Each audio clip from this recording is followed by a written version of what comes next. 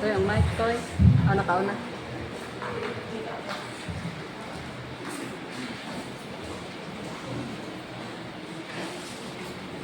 Awa lagi. Okay, ilang salamat, choir, sa mataw nga alit, no? Nag-remind ka na ito na ang Ginoo, no, atong dalhon, bisan asa kita, kanya, araw nga ang mga tao nga nasa kaligid, makakilala sila sa Ginoong Hesus, no? Makadawat sila og paglaom diha sa ilang kinabuhi ng Igsoon. O,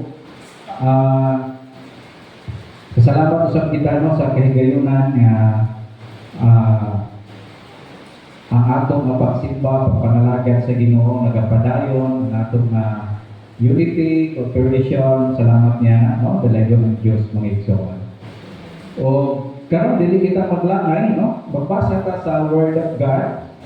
Although atong pagatunan verse 7 to 12, no, sa Book of James, basahon nato, no, ang verse 1 to verse 6. James chapter 4, verse 1 up to verse 6, agi usab pag-review, no, sa atong nakatunan sa milabay nga duha nga ka Domingo. Ingon din sa Word of God, from whence come wars and fightings among you? Come they not hence even of your lust that war in your members? Ye lust and have not, ye kill and desire to have, and cannot obtain. Ye fight and war, yet ye have not, no, because ye ask not.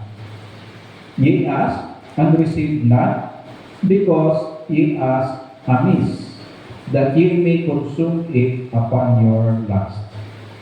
Ye adulteries and adulteresses, know ye not that the friendship of the world is enmity with God? Whoever therefore will be a friend of the world is the enemy of God. Do you think that the scripture say in vain? The Spirit that dwelleth in us lusted to in vain. But he giveth more grace. Wherefore he hath said, God resisteth the proud, but giveth grace unto the humble. No? So atong mga katunan ini sa atong mga series of studies nga ang believer, no, ang Kristiyano, na siya mga struggle sa kinabuhi, na ay mga gusto. Gani, ingon din sa verse, ingon ni Santiago, no, ni James nga, nag-inaway ka mo, no, ingon ni James. Okay? Tungkol kayo doon na kamo yung mga gusto, ang problem, ang inyong mga gusto, no, dili ang paraiya mo sa Ginoo ng mga gusto. Ang mga personal lang ninyo nga mga ginagusto, no? So, ingon ni Santiago, ang maayo kaninyo, no, ang maayo mabuhaton, kung doon na kayo gina-desire, no, imo nang pangayoon sa Diyos, mag-ampok ka. Okay? So, no, ingon ni James, kung mag-ampok ka, situin nga imong pag-ampok, no, kanang nahisubay sa kabubuton sa Diyos. Pero ang problem, yung ni James ay nakita na unsa man nga when we ask God in prayer, ang atong mga ginapang-ampo, mga pangkinaugalingon raman. We are not praying primarily to expand or to make the kingdom of God, no, mamudako pa pinaagi ka nato. Okay? And then, desire ni James mga igsoon ka nato na naay problem diri sa kasing-kasing usahay sa Kristohanon. Kini gitawag our friendship with this world. So, atong ipasabot mga igsoon nga ang problem sa mga Kristohanon when the systems, the values of this world, mao'y mo govern, no, sa atong kasing-kasing, sa atong mga plano, mga desisyon, sa atong mga pagbati. With the culture of this world, no, the practices, the belief that is contrary to God's word, no, Mao na karon ang nakalisod kay kung sa Bible, kung mauning mo govern sa atong kinabuhi, we position ourselves as enemy of God, no? Murag ang hitabo, we are inviting God na mukontra ka na to, no? Because imong ganina sa verse 5 na God is a jealous God, no? Kung sa atong kinabuhing mga igsoon, di ba, i-akusar ni James ang mga believers, you adulterous, no? Tungod kay the church as a people of God, we are covenant to be married, no? We are the bride of Christ. O ang Ginoo magsilos, no? Kung kita as His bride, no? Lahing na ang tumong sa atong kinabuhi, no? So, ingon din sa Word of God, mga igsoon, bisan imong diana ang atong mga mess, no? Do natay daghan nga mga pagkulang, mga sablay sa atong mga dapat unta pagpahimuon ta sa Ginoo. Pero ang nakalindot sa Dios mga igsoon sa man. Ingon sa bersikulo 6, but God's grace, no? Ang grasya sa Ginoo, no? He gave it more grace. Naluwas ta sa grasya, na nakinabuhi ko ta sa grasya sa Ginoo mga igsoon. Mo na nakanindot, no? Sa grasya sa Ginoo. So, sa atong mapagtuon karon, sa atong bago nga mensahe, no? Last Sunday atong mensahe da atong anatomy of unanswered prayer. Nang wala dito ba sa Ginoo atong prayer? Because you are praying for your own pleasures, no? So karon mga igsoon natong pagatunan, naigisugo si James sa mga believer. Okay? Verse 7 up to verse 12, naring ni at least napulo ka kaman. Gisugo ni James sa mga believers na ay chaos, problematic imong kinabuhi. So imong ni James na ay imong buhaton. Okay? O mo ni atong pagatunan karon mga igsoon. Pag-uluhan nato atong mensahe, the anatomy of total surrender. No? So, kinahanglan kita atong i-surrender atong kinabuhi diha sa Dios. Mag-pray sa di pa ta mga padayon. Lord God, nagaampo kami nga sa mga tunaw sa kami ning bahin sa kasulatan ng Dios. Kining imong mga pulong mao gayo na naghatag kanamo pagkaon sa among kalag, nagapalig-on kanamo ang imong mga pulong nagahatag kahayaw dinhi sa among mga dalan. Ug mausap kini ang nagabandong kanamo kung nasayop kami sa mga dalan nga ginaagian. Ginoo, nagapray kami, puna kami sa imong Espiritu Santo, nagdagi ang mga huna ug ang among kasing-kasing.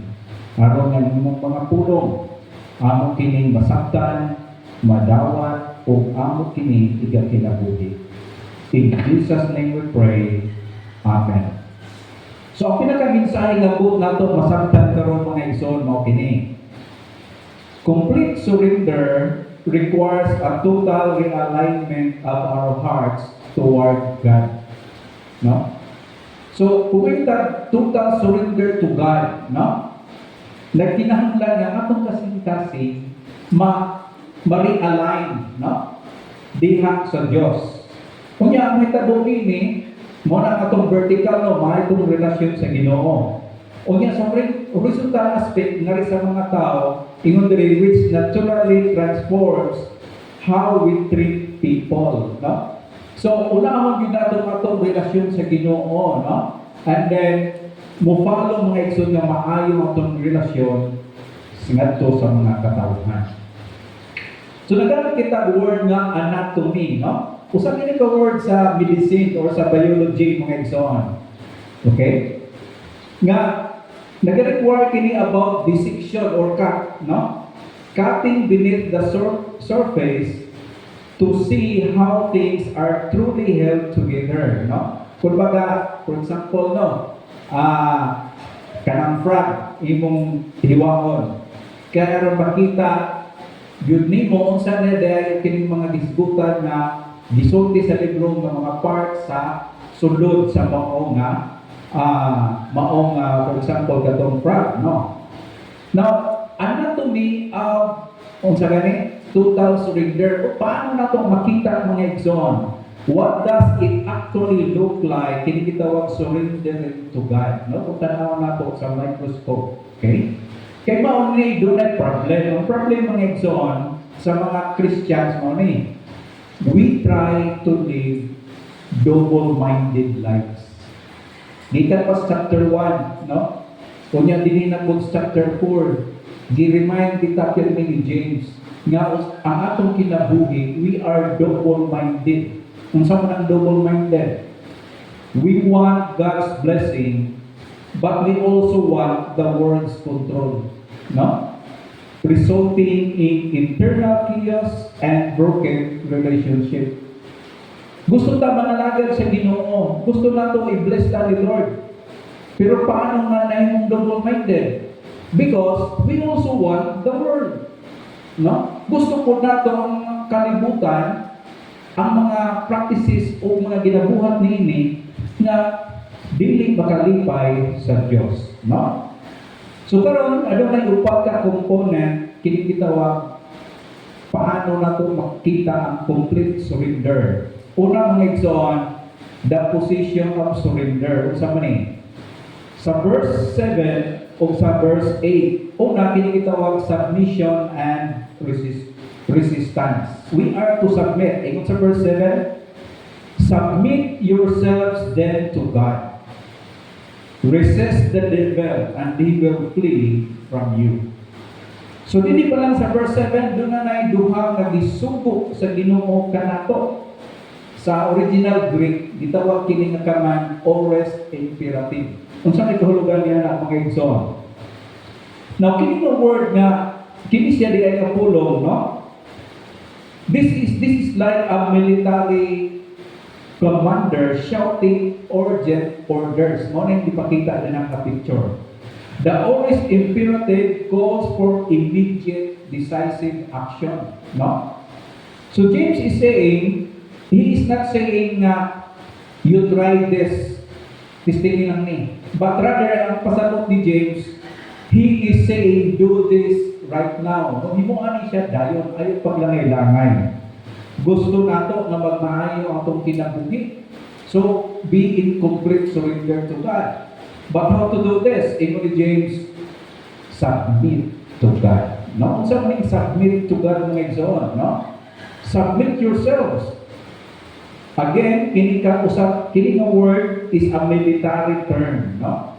It literally means to arrange yourself under a commander or to line up in proper formation under an authority. Submit, no? Magpasakot. Okay? You align yourselves diha sa Dios, no? Sunod ka sa Ginoo sa iyang authority, no? Kung sa iyang gisulti himua ng ilustrasyon ni mga igsoon, karon sa eskwelahan, sa mga high school, ako tuna pa ba CAT? Sa ako sa una na CAT, no? Military training sa mga estudyante, no? So, naalihan mga igsoon ang mga level of authority na ikitawag squad leader, platoon leader, company leader, no? And then battalion leader, no? Nanay mga ngalan sa mga posisyon. Kada leader na sila'y under nila. Okay? Unya, kinanglan mo align ang kining mga sakop nila, mga igsoon. Mao sa ning ipakita sa Dios mga igsoon daw sa church. Ikaw, ang matarusan ka nato. We must align ourselves sa leader, no? Diha sa Diyos. Okay? That's why submit yourselves, no? Into God. Okay? No, natin ang word na then. Okay? Therefore, kung sa ato karon nga word, busa, no? Kung sa Bisaya. Kini daw mapulong this links back directly to verse 6. Kaya sa may disulti sa versikulo 6. Ikot tungkol dito that God opposes the proud but gives grace to the humble. No? So the only logical move is to willingly surrender and place ourselves under God's protective authority. Okay? So ingon ni James, no? Align yourselves to God. Okay? Mao ang pag-submit mga igsoon. So, ingon sa versikulo 6, ayaw ko pasigarbo, but rather be humble. Mao na mga igsoon ang bantayan daw sa Kristohanon, no? Now karon, after you submit, you align yourselves to God. Ingon niya gihapon sa verse, resist the devil. Mao na ning gayon nga resist ka, no? Ang meaning niya nini, it means to take a stand against, to withstand, or to oppose. Okay? So na ang pwersa sa kaaway mga igsoon. Pero ingon ni James, una, you must first align yourself with God. And then from there, makig-away ka sa imong kalaban. Okay? So ingon din hindi na pulong, it is a defensive posture, holding your ground with an enemy charges. Nga sa ato ba mga igsoon sa atong kinabuhi ba Kristohanon, aron daw nga magmadaugon ang usa ka believer. No? Dili ni nato madaw ang pakig-away sa imong kaugalingong kusog. No? But first and foremost, ingon sa pulong sa Ginoo, make God, no? Mao ang maggiya sa imong kinabuhi. Align yourself diha sa Ginoo. Ug gikan diha, no? Kung gikan ka nag-submit sa imong kaugalingon sa Dios, usa ka makig-away, no? Sa kaaway. So yun din mao gudi ang trap nato mga igsoon. Too many people, they try to resist the devil before submitting to God. No?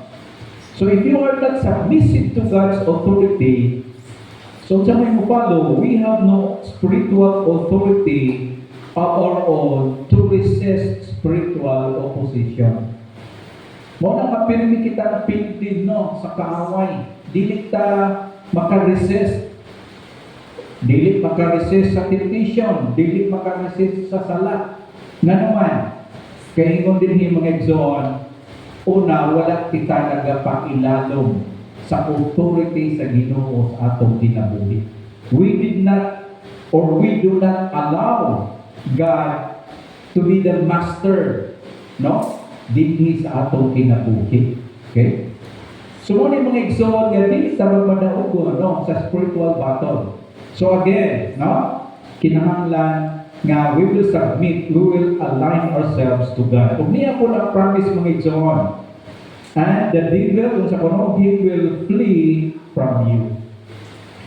So muna saad sa pulong sa Ginoo, no? Pinitig yun ang kaaway kung kita na diha sa Diyos. Nagmalikot ta diha sa Ginoo. So James concludes with an incredibly encouraging promise.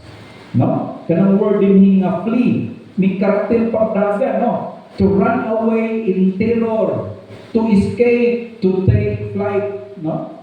So sa ato pa mga igsoon, dili yun magmadaugon ang kaaway kung kauban nato ang Diyos. No? Pero again, ingon sa pulong sa Ginoo, naatay buhaton. You must first align yourself in the Lord. No? So what am I saying? That we will be submissive to the authority of God in our lives. No? Musunod kita sa Ginoo. Mutudtod ta sa Ginoo mga igsoon. So when a believer stands firm, anchored in submission to God, the enemy doesn't just casually stroll away. The enemy retreats in defeat. So, pildi ang tawag. So, this shapes our understanding of spiritual warfare. It is less about chasing darkness. This is more about steadfastly aligning ourselves diha sa Ginoo. No? Buot ba natong mababadaogon kita sa gahom sa kanitngit? Kinahanglan ang ato na kinabuhi kita, no? Naatapin mi diha sa Ginoo kay naadhan kaniya kahayag. Never o dili gayon magpadaogon ang kanitnit sa kahayan. Pero yun man yan kasayon sultihon mga igsoon. Pero ang makita nato no na yes, sa real life there are many times pildero ang Kristohanon. Tungod kay ang problem dili sa Ginoo. Ang problem because the alignment of our lives, the proximity of ourselves, usay layo ta sa Diyos. Kita na ko'y nagpalayo sa Ginoo. Mao yung hinungdan mga igsoon nga madala kita. Madala sa mga buhat nga pagpakasala, madala sa mga tentasyon. Ang ilahana nga ng mga igsoon nga may muntiana tungod kay we do not make ourselves in proximity with God. Kinahanglan duol ka pirmi sa Ginoo. Diha ka pirmi sa Dios. No, dugtog sa Ginoo. Kaya nga naman, kung dugtog ka sa Ginoo, ang kaaway wala kay gayunan na makadahog ka nato. No? So karon mga igsoon, kung sa atong ma-learn, spiritual victory is achieved not by human strength, but by total surrender to God, which automatically weaponizes His grace against temptation. Paradoxical, no? Kabaliktaran. You want to be victorious? Surrender to God. No? Sa pagdaog sa spiritual battle mga igsoon, your victory lies in your surrender, in our submission to the authority of God in our lives. So dinihiling a verse sa verse 7, this reminds us that when we feel overwhelmed, no, by temptation or mga compromises or even fights and quarrels na ginatubang, no, hindi sa kalibutan, we don't need a more complicated strategy. We need to look on our alignment. Kumusta ang atong relasyon sa Ginoo? No? Ang ato ba pagkadudot sa atong intimacy duol dalian sa Ginoo mga igsoon. Tungod kay kini adunay kalabutan sa atong pagkamadaogon diha sa Ginoo. So kung doon tayo pangutana, kung sa area sa imong kinabuhi that I currently trying to resist bad habits or temptations without actually submitting that specific area to God's control. No? Naaba kita wala nato gituyan sa Ginoo. Okay? Sunod, am I actively holding my ground against negative influences? Or am I passively drifting along with them? Basit di na tayo baro mga igsoon sa atong conviction. Madala na tayo sa agos, no? Sa kalibutan. Okay?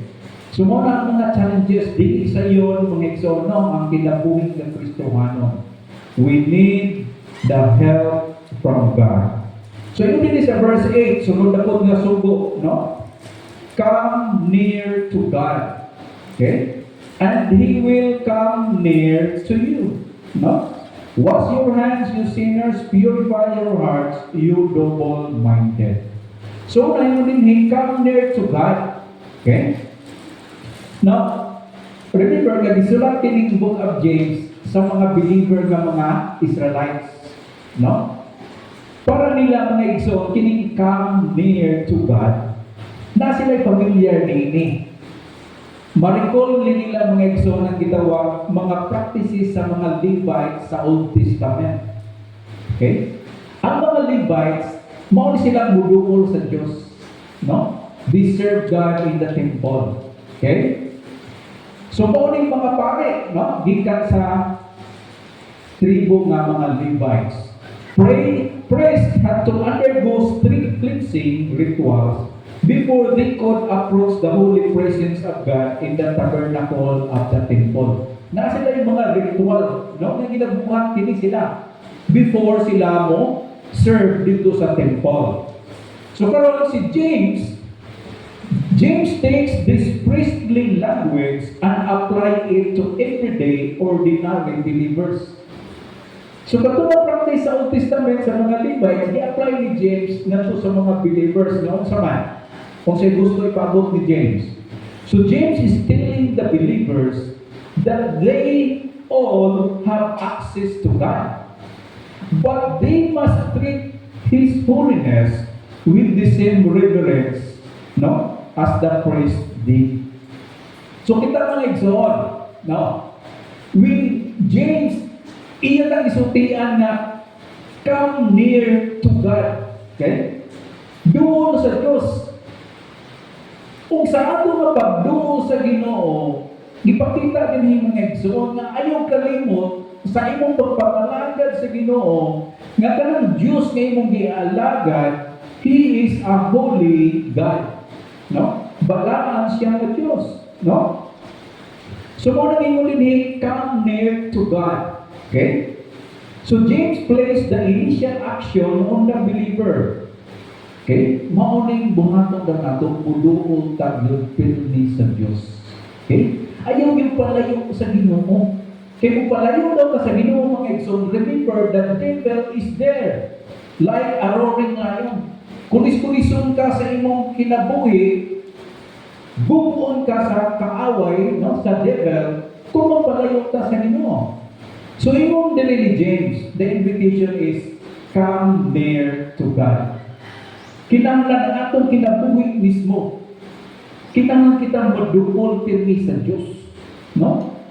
Ug usa mga igsoon sa Kristohanon nga pagkinabuhi, we are always doing right when we attend the services of the church.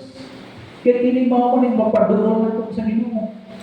Sa panahon nga simba, nagapaduro ta sa Dios, mamati ta sa iyang mga pulong, no? Kaya mao ni pamaagi mga igsoon, no?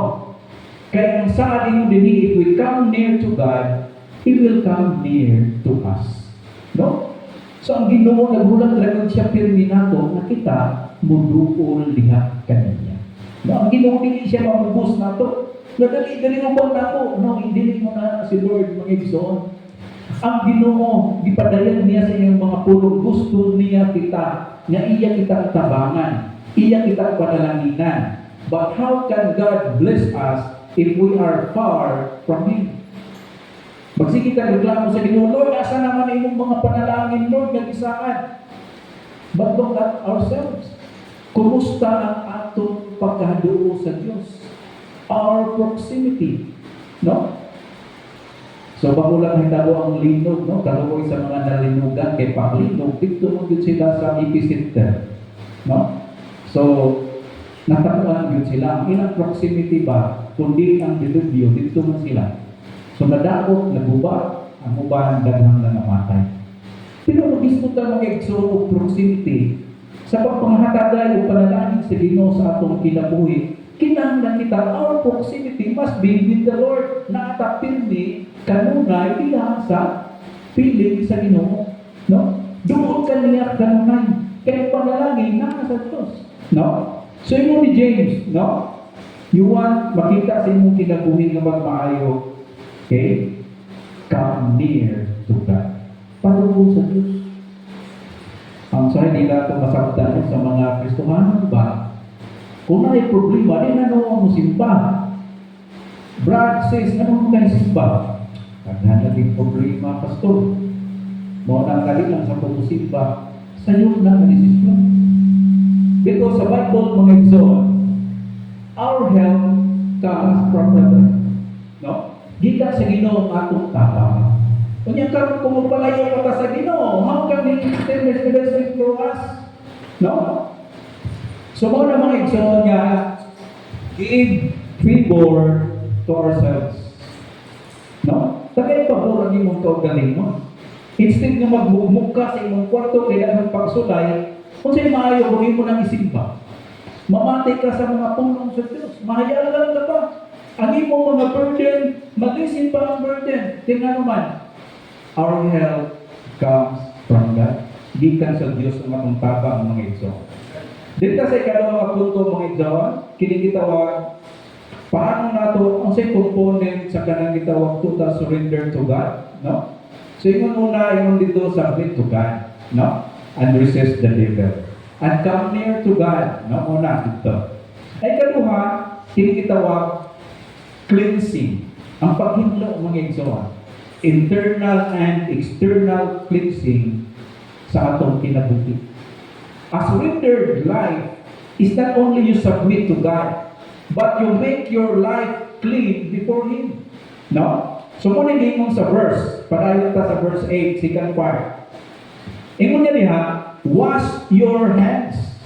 Okay? Very vivid picture, no? Klaro kayo ang picture din ipakita. Manghugas sa kamot. Pero kung sa maning pasabot mga igsoon, this refers to external actions. In ancient times, dirty hands symbolizes sinful deeds. Sa ato ba, ipakita din ni James mga igsoon, sa ato daw nga mga gawe ba, basin datay ng mga binunghatan ng pagpakasala. We are to cleanse ourselves. Kita rin yung nakahibalo, no? Sa ato nga mga private life, ikaw rin nakabalo ba? O ang Ginoo. Tuloy mo ni James, no? Mabalaan na ako na surrender na itong kinabuhi sa Diyos. Ingon niya, you cleanse your hands. In other words, imong mga sinful nga mga deeds, imo na ginapadapli na, biyangan na. Ingon pa rin sa verse gihapon sa sumpay, purify your hearts. No? So nag-refer na po kini sa atong internal motive, sa atong kasing-kasing. Sa mga Hudyo, the heart, no? This is talk about the seat of the will, intellect, and our emotions. Kinatan daw sa atong mga pangunahuna, sa atong mga pagbati, sa atong mga plano, sa atong mga desisyon. Imo ni James, sito no? Na pure ang imong kasing-kasing. No? Na purity. So mabalik na punta sa gitawag kanang double-minded. Ayun niya na, imo ni James. You must have a pure heart, mga igsoon. Kaya kung sa ingon sa verse, purify your hearts, you double-minded. Again, ibalik na po kin word lagi na double-minded. Mo ni ikaw, mo ni ako. Nini nga kalibutan na itong pagpulong mga igsoon, ang problem din nga ito. Kaya kung sige, if you are double-minded, no? Dili yun na makatabang ka na ito. Kung sa ganyan double-minded, you want to serve the Lord. You want His blessing. But on the other side, you also love the world. You love the practices that is contrary to the teaching of God's Word. So na ang double na itong allegiance, mga igsoon.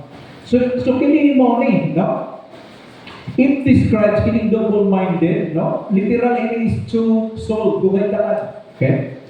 Nga kahulugan din it describes someone trying to live in two worlds. Wanting to benefits of God while holding on to the desire of the world. No, una itong ingon mga igsoon sa double-minded.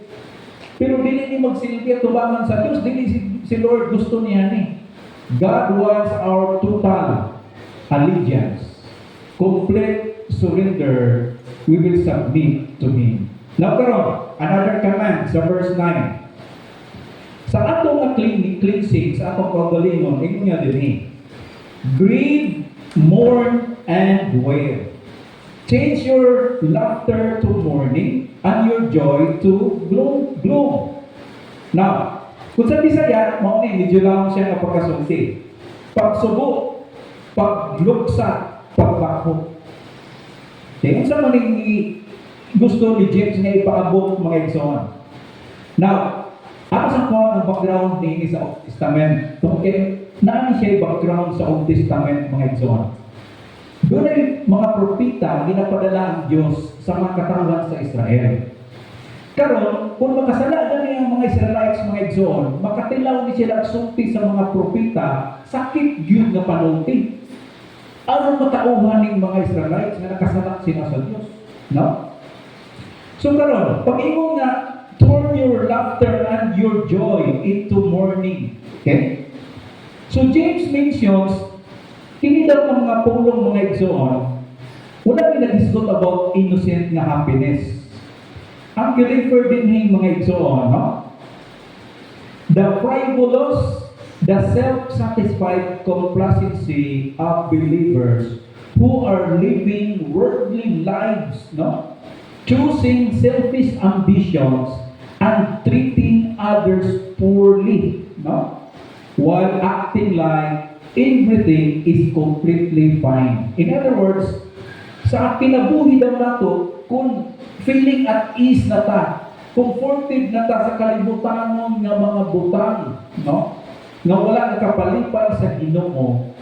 So mo ningon ni James, dapat ikaw nga Kristohanon, usbon mo ang imong pagbati. You must grieve. Kinahanglan magpasubok ka. Kay nga naman, ang Ginoo wala may muot ni ana. No? So this word na grief, this word carries the idea, no, of feeling miserable. Or we are to recognize our own wretched condition. The realization of spiritual bankruptcy. Nga sa ato pa mga igsoon, kinahanglan din makita daw sa atong kinabuhi na wala-wala gyud ta katubangan sa Ginoo. Spiritually, kunya ang atong kaugalingon, Lord, layo ragod kaayo ko kanimo Ginoo. No? Tabangi ko, Lord, kini akong sitwasyon karon dili ni makapahamuot kanimo Ginoo. No? Mourn, ingon diha, and wail. Ang pasabot sa nining mga igsoon, this is used for mourning the death of a loved one. No? Ang pagkagulol ba, sama daw sa kasubok na dunay loved one nga ning taliwan. No? Grabe ang damuy-ngoy. No? Ang paghila, mga igsoon. So James is telling the believers that their compromise, no, din sa kalibutan shouldn't just be regretted, it should be grieved like a tragedy. No? So sa ato pa mga igsoon, nagsugod kini ang tabang sa Ginoo kanato. Kung makita nato atong kaugalingon ba nga luoy ta, luoy tungod kay na nabatyagan nato nga layo ta sa Ginoo. Usahay, ang problema ko sa mga Kristohano, layo na sa Ginoo, pero wala pa nila na makita ka na layo na ay sila sa Diyos. And still they are comfortable. But okay ra gyud kayo. Okay ra nga dili sila madoon sa Diyos. O mo ning gihangin ni James sa mga Kristohano, nanuoy mo man na okay ra nimo. Imo ni James, dapat pagtanuon ka. Magdamuy mo nga, maghilang ka sa Ginoo, Lord, nga lang yung naanin mong kulor, nga lang yung mong Ginoo. No? O di na magsugod mga igsoon ang tabang sa Ginoo sa atong kinabuhi. Kung atong makita ba ang atong spirituality, Lord, layo-layo tayo ko sa inyo, Lord. Tabangin ko, Lord, din na madugod ko kanino, Lord. Nihilang na baghang atong kasing-kasing tungkol kay nalayo ka sa Ginoo. No? Or, ang problem, we become comfortable. Feeling at ease. Okay ra kaayo. Okay ra kaayo na layo sa Diyos. Now, mga nanaro ni James David na magsilbi. A surrendered life is a life cleansed, no? Cleansed from sin. Gani ang ipakita din ng mga igsoon, hilakan. Dapoy mo yan. No? Mabudala sa atong kinabuhi ba, atong mga sala. Karon sa man nato ginahilakan sa Ginoo. No? Because you know what? Mo ni gipangita ni Lord kanato mga igsoon. Ang atong pagkabuol ug maayo tungod sa ato sala. Now, ingon din sa verse, change your laughter to mourning. No? Inyong kalipay, ikabuol ninyo. Kung sa sumpay. And your joy to gloom. Ang word na gloom, no? This is a rare word sa New Testament. Ang meaning niya ini, this refers to a downcast face or lowering of the eyes in shame or deep sorrow. Kaya bang nakamatikot kita ng mga ginikanan, ang mga bata ba, makasala dahil sila, kabalo sila na makasala nato, halos, kaya wala sila yung mata na itanaw nato, muduko na. Kaya ba naan yan Kanya iya ba magikaulaw nato ang atong sala atubangan sa Dios. No? Dili pareha sa sala ba sa kalibutan. Nga ang ilang sala, ilang pang ipamambog. Di ba? Sa worldly system, kung nagkabuhan sila ng sala, ilang pang ipamambog. Pero sa mga Christians, ingon sa Ginoo, turn your joy into gloom. Meaning, kinahanglan angayan nato igakakulaw ang atong binuhatan ng pagpakasala. No? Maulaw ka sa Ginoo. Mo bitang ka mga igsoon, nakamatikod ka mo. Makabuhat dili kang sala, kay balutan na natin atraso sa Ginoo. Maulaw ka naman po. Mangalit. No?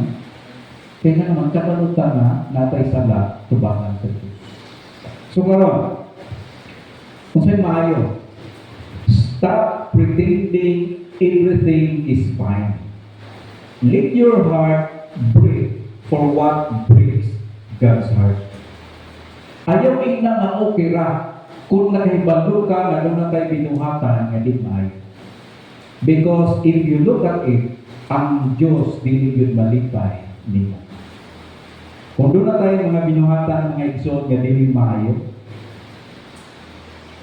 kinahanglan mubatik na kakul. Kinahanglan atong nananghilakan. Kaya ang Ginoo dili yun malipay kung ang atong mga sala atong igakalipay. Gusto sa Ginoo imo nang hilakan. Gusto sa Ginoo nga imo nang biyaan, itugyan sa Ginoo. Lord, tabangi ko Lord nga kining mga binuhatan ako ni mapilian. No? So karon mga igsoon, dito sa ikatulo, ang total surrender nga gipanita, no, the anatomy of total surrender, not only submit to God, come near to God, cleanse your life, ay katulo mga igsoon. Usa kini ka paradox, kabaligtaran. The way up is down. Kung gusto ka i-elevate, i-honor sa Ginoo imong kinabuhi, you must be down. Unsa may pasabot ni mga igsoon? That is not sa posture nato before God.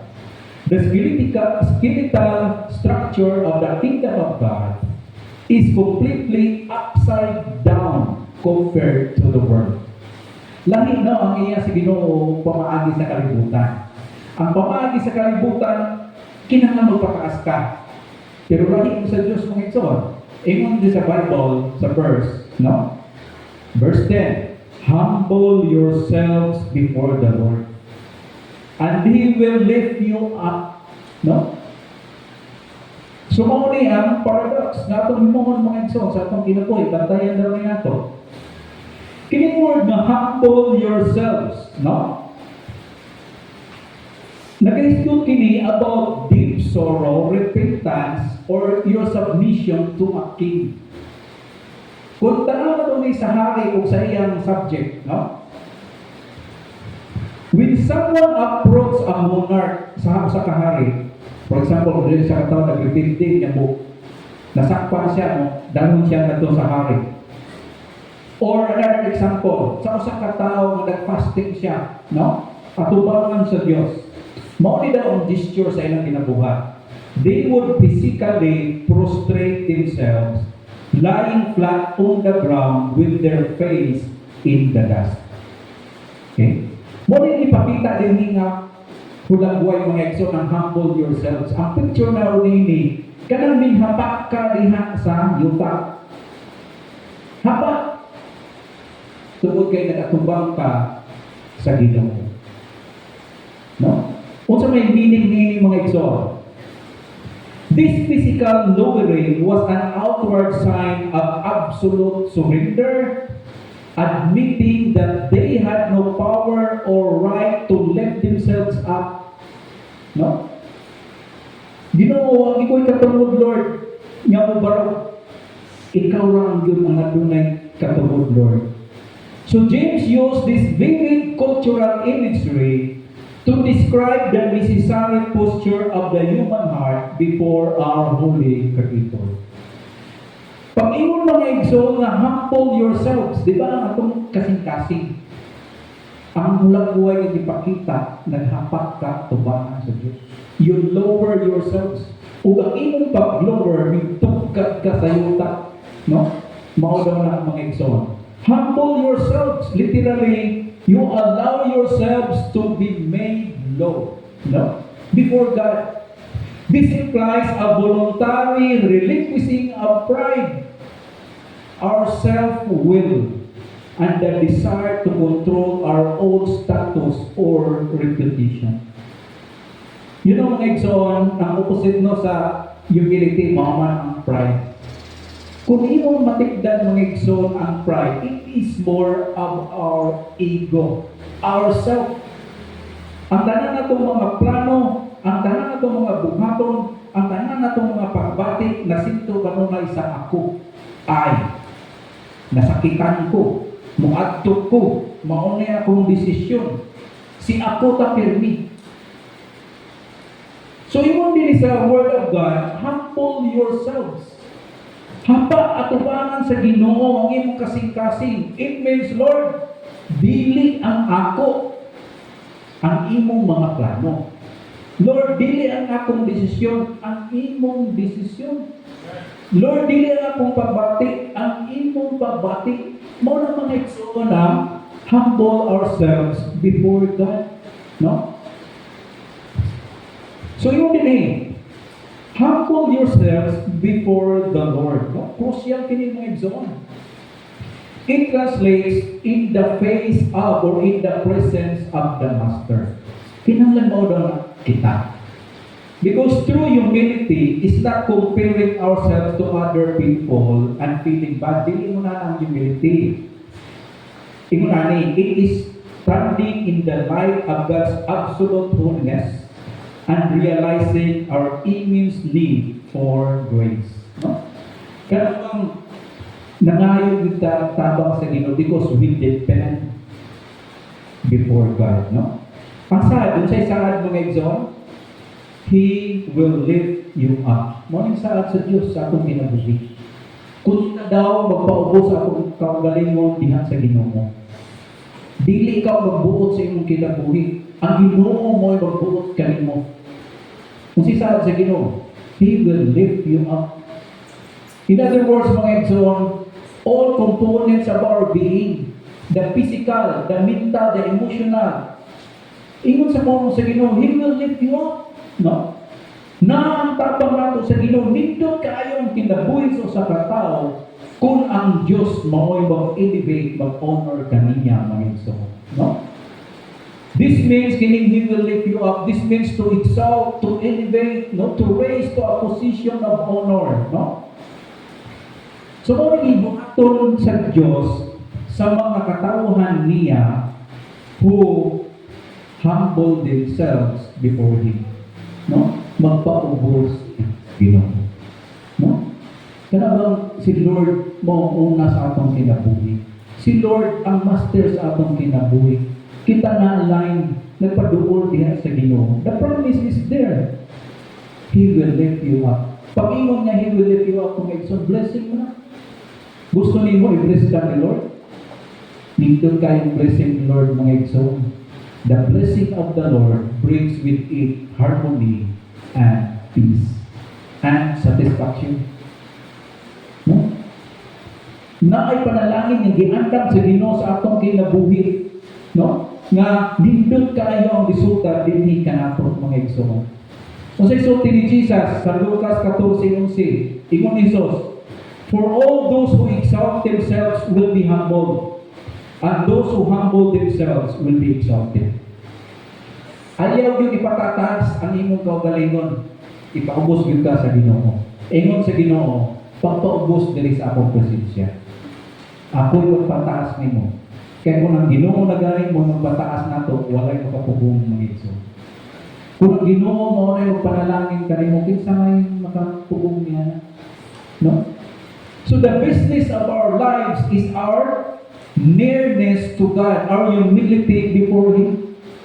Himuan ang imong trabaho nga ipahimo sa Ginoo ang pagpaubos o ang trabaho sa Ginoo. Iyan ang problema. Paano kaniya panalanginan? Usahay mo shortcut ta, Lord, panalanginin ko. Ang sa ingon sa pulong sa Ginoo, the way of lifting us is by humility. We are to submit, to humble ourselves before God. Hapak diha tubangan sa Ginoo, ipaubos imong kaugalingon. Lord, wala ko'y mahimo kung wala ka, Lord. Ginoo, ikaw ang tukuran sa mga panalangin. No? Mora mga igsoon ang gusto sa Ginoo. So in the world's economy, kung ikumpara nato no, sa kalibutan nun, you climb to the top by pushing others down. Di ba? Mo nang sa mga unbelievers. Bisan sa trabaho, observe mo yan eh. Birahanay, no? Self-promoting, asserting your own power, mo nang igsoon sa kalibutan. Pero lahing sa God's kingdom, no? The way up is down. Okay? You know, mga igsoon, kita ba ng mga katauhan sa Diyos? Mo to'y atong liingon lagi nga, di ini kalibutan, usahay padala ta sa mga kalibutan ng mga practices, no? Mga values. Pero nakalimutan na di pa maagi ang Ginoo. You want promotion? Ingong sa Ginoo, humble yourselves. No? Magpaubos ka diri sa ako matubangan. No? Kaya ako na magbahala magpataas kanino. So again, our job is the lowering, mga humility. God's job is the lifting. No? When human beings try to lift themselves up through pride, God opposes them. Diba sa versikulo 6? But when we willingly lower ourselves, God's grace rushes in to do what we could never do for ourselves. No? Diba sa Bible, promotions coming not from the east nor from the west, but from the Lord. No? Ang atong tabang, nindot mga igsoon kung kabalo kita, tungod kay gitabaan ka ni Lord. Ay mo anak ka sa imong katayuan status karon. Tungod kay nakabalo ka, resulta ka na sa imong pagdudot diha sa Ginoo, no? Mo na mga igsoon. So sa itong learn, when we stop trying to justify or elevate ourselves, we create the space for God to lift us up into true spiritual security and honor. No? Instead of imong pugson ba ang imong kaugalingon kanang mga pinugos dili maayo. Istini ba ninyo ng bunga sa prutas? Imong pugson na o Ginoo, no?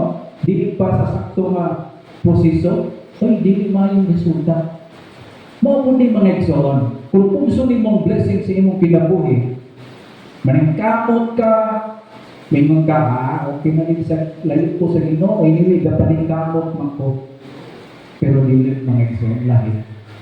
Kaya kung ang Ginoo na galing mao'y mag-promote, mag-honor, mag-elevate na ito, mao'y na kinakalindot sa kinabuhi.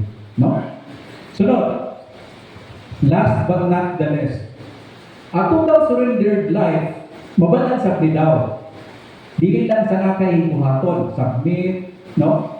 Near to God, mo siya, cleanse your life, and then be humble, muna ikatulog, no? Pero mo na ni. Ako sa tao daw na nasurrender siya sa Ginoo, makita daw ang evidence sa iyong kinabuhi. Kung sa mani, kinikitawa the voice. Sa ato daw pagtanaw. You can tell the condition of a surrendered heart by listening to the words of the tongue. Sa ingon sa verse 11, Unity, brothers and sisters, do not slander one another. Anyone who speaks against their brother or sister or judges them speaks against the law and judges it. When you judge the law, you are not keeping it, but sitting in the judgment on it. So yun sa pulong sa Ginoo, no? Ayaw sunda ang values sa kalibutan nga. You want to be promoted, imong daoton ng uban, you slander. No? So people slander, they gossip, they publicly shaming to lower someone's social status. So yun sa pulong sa Ginoo, ayaw gamita ang pamaanging ng kalibutanon just to promote yourself. No? So, hindi makita nato mga igsoon, James identifying the behavior, no, as a direct symptom of the pride He just condemned. Sa verse 10, ganina, he was about lowering ourselves, di ba? Sa verse 11 din James confronts our ugly habit of trying to lower others. Muna masubok, no? Mga realidad sa kinabuhi. Kanang daoton ang isip ka tao. Siguro pa mo, ikaw naka-experience yan nga. Maayo ka, huwag kayo gihipong dautan, pero bidakot ka. Di sa yun, di ba? Sakit. O mo ni James, ayaw mo ni anang mga Kristohanon. Kinalibutan ka ng pamaagi, o kung ato daw ng tanawon, pride na siya. You want to be elevated at the expense of lowering others. Ayaw na, ingon ni James. Dili kinahanglan namang daot ka sa uban, aron lang nga ikaw musikat. Aron nga ikaw magmaayo tanawon. No? Mora din yung mga exon. So, ang word na slander, no? This Greek word literally means to speak down against or to talk back. It doesn't mean telling lies. It includes, kung sa'y apil ni gossiping, whispering behind backs, insulting, putting someone down even if the information is technically true. No? It is speech designed to diminish another person's worth. Mao na bitaw mga igsoon, no? Bisan dunay truth sa atong nahibaluan. But if the design is to diminish others, kini ingon sa pulong sa Ginoo, kini dili daw maani. Okay? Nagdala ka balita, mingon ka kini nga balita, ini tinuod man. Pero ang intentions di ay, basit we want to promote ourselves. Kunya aron nga ma-diminish ang usap. No? So mausap din bantayan sa mga Kristohano, no? So karon ingon din sa verse, anyone who speaks against the brother or sister or judges them speaks against the law and judges it. Ang word na judges, mga igsoon din usa ka kahungkog. So James is not forbidding civil courts, di ba? Civil courts, kay maayo ka na. The context here implies a judgmental, condemnatory attitude. Acting as self-appointed executioner of someone else's character and standing before God. No? Nga ato ina-judge ang isip ka tao. So you speak against a brother or sister in the Lord. Kung sa may law ato na-break anak mga igsoon. The law of love. Sa Bible, James 2 verse 8, love your neighbor as yourself. Gitawag kini royal law. So when we judge our brother and sisters, naakitay na daligyatan nga sugo sa Ginoo, our royal law to love one another. No? So, nahitabo, you speak against the law. No? Kaya naman, by ignoring the law of love, your action effectively say, mura yung nani ang dating. That law doesn't apply to me. It is a bad law or a useless law. Sama na daw may muta sa Diyos, kanang law of love, dili na applicable na ako. Useless na. No? So, mo na mga igsoon. So, you judge, anay tabo, you judge the law. So, instead of being a servant who obey the law, dapat mo na kita, no? The law of love atong obey. So, anay tabo, you have promoted yourself to a judge who decides which law are worth keeping. So, anay tabo diyan. Kung ang believer, we slander, we gossip each other, the law of love will violate. O kung atong kahimot at violation ni anak mga igsoon, we promote ourselves as a judge. Ang nahitabo sa man, kinsa man lang ang angayan ng judge, di ba ang Diyos lang? Nakuhaan pa nato ang Ginoo sa iyang posisyon, sa iyang trono. No? So James 4:11, makita nato din that James exposes the terrifying spiritual reality behind every gossip and criticism. James is pulling back the curtain to show that our verbal barbs, no, are not minor slips of the tongue. They are acts of cosmic arrogance. No? When we slander someone made in the image of God, we are subtly claiming that we know better than God's law of love. So mas kita daw nato nga mas nakamauta kaysa Diyos. When we slander, when we diminish people, we promote ourselves as a judge, and sa marang miingon ta sa Ginoo, ako'y panaplig diha, kaya ako'y hukom aning tugang. So mas maayo pa kita sa Diyos. No, tapuson ko na lang ang mensahe ha. Nilapas na ko. Okay? There is only, verse 12, last verse ng ta, there is only one lawgiver and judge, the one who is able to save and destroy. But who are you to judge your neighbor? So mo nag-ingon din ni James mga igsoon. Ano na rin usa na nagahatag og kasubuan o ang maghuhukom kinsa man? Ang Diyos way lahi. Di ba? He is the one able to save and destroy. Ang ginuran makahimo nini, no? Unsa itong ma-learn? Kini daw ka statement is the ultimate sovereignty of God. Sa kaniya sa ilang panahon sa Old Testament, the highest monarch held the power of life and death. So James reminds this reader that human judgment is utterly toothless. Murag lingon nga way nipon, no? We can neither grant eternal life nor execute eternal judgment. Only God holds that power. Ayaw kalibot na kanang power belongs to God, no? That's why nangutana si James, who are you? No? Kinsa man ka? No? It is a rhetorical slap to the face, mga igsoon.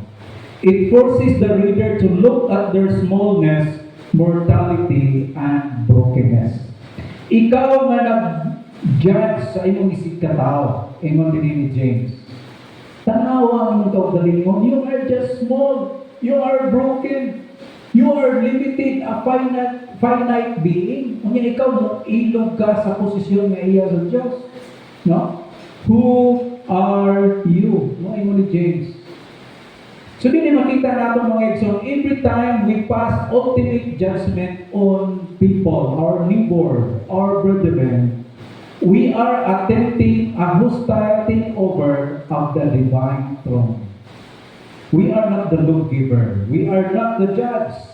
We are simply fellow servants. So, okay, servant kita, we are called to love, no? Our brothers and sisters who are standing next to us. Leaving the final verdict to the one who rules over us all. Nagpapadlong man ang tapat nimo, kauban nimo sa iglesia dihan mo, naaman siya nahimo nga dili maayon nimo, itugyan na sa Ginoo, because both of you are servants of God. What we do is apply the law. Unsa nga law? The law of God. Meaning, yes, dili ka perfect, sis, Brad. Pero ingon sa Ginoo, ako gihapon kang higugma ko. You are my brother and sister in the Lord. Ang imong binuhatan ako, matimayo, Ginoo, magbalos na lang niya sa inyo. No? Mo na mga igsoon, no? So napakakoy giandam na sa mari, pero dili na ako di basahan no tungod kay wa nay time. Pero mo ni mga igsoon. Diskuta nato ang anatomy of total surrender. Upat kabutan, no? Na makita nato ang nag-surrender ka sa Diyos. You submit to God. You come near to Him. Ikaduha, you cleanse your life. Hiluan ang imong kinabuhi. Ang mga salabi ay tugyan na sa Ginoo. Ikatulo, a total surrendered life, humble yourself before God. Hapa to ba sa Ginoo? Papaubos to ba sa Ginoo? Dudot to maayo diyan kay Lord, no? Dili Lord ako pabuot imo Ginoo. And last but not the least, Makita niyo total surrender na kinabuhi. We control our tongue. Ang atagamit ng Igsoon sa atong mga tiba. Kung asa man hindi kita nagkulang, let us pray, tugyan natin sa Ginoo. Ginoo, salamat Lord. Salamat sa mga reminder din mo kanamo. You want us that we will surrender our lives to you.